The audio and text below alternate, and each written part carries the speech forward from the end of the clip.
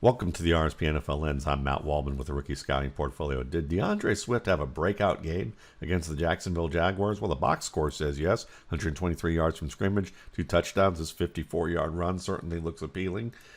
But there's some things about DeAndre Swift's game that I think we should explore, both good and things that he can improve upon that will make him a better back, and maybe it will take him this season and the off season to really refine those things before we start seeing this kind of effort on a regular basis. To begin, this was a patient run through the line of scrimmage against about 9 in the box, and you're going to see the safety here. One of the interesting things about DeAndre Swift in his game is that he had a really strong 40 time, but he didn't have a so very strong 20 time, and that means that his acceleration takes a little bit longer than average to build up to that top speed. But once he gets to that top speed, he's golden. The problem with that is that that's an unusual combination, and he's probably used to getting run down in college like he had been in a lot of circumstances.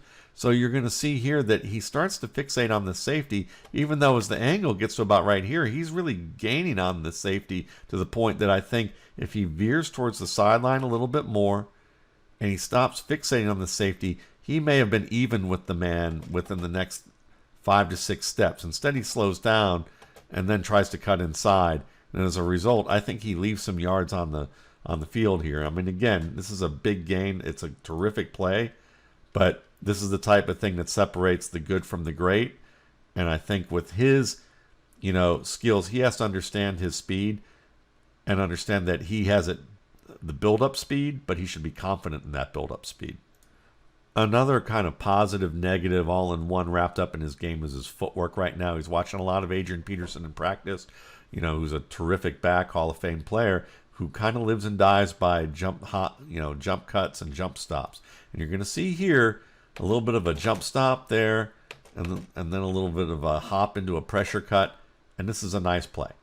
It allows him to keep his momentum downhill, doesn't really stop at all, still sets up the block, and he gets through that crease for the big gain. That's good.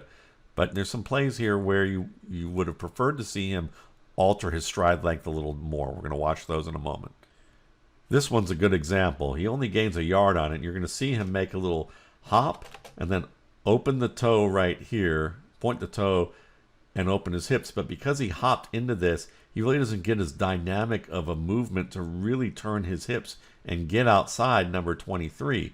As a result, his change of direction is just mild, and he has to try and make another jump stop to set up a spin move on 23, who has the angle on him all the way, and he's just wrapped up here. So it's important that he can be a little bit more efficient with his movements, and one of the ways that he can do that, instead of hopping into this, is that he can shorten his stride length and get closer to the line of scrimmage, draw that defender in a little bit more as he gets closer to the line, then open his hips and accelerate outside of that defender and get the angle on him, instead of what he did here, wasting his steps because of the fact that he was jumping into them. You can see by this play that when he keeps his feet on the ground, he actually has pretty dynamic movement and quickness in and out of cuts. Watch him make this pressure cut right here. He doesn't hop. He just avoids the penetration, gets downhill, and gets to the back side of this crease and earns 9 yards on this play. And it's just that ability to keep his feet on the ground. It's very efficient, very quick, nice and dynamic. Good game. He's not a big back, so he's got to get downhill fast. And you see that here. He's able to plant right there hard and then be able to just accelerate through that and then make another pressure cut inside of the penetration, keep his pads low, and drive in for the touchdown. Here's a nice eye for the cutback. You're going to see him here make a pressure cut right here, point that toe, get outside, but he doesn't really scrape the back of his tight end Hawkinson as well as you'd like to see.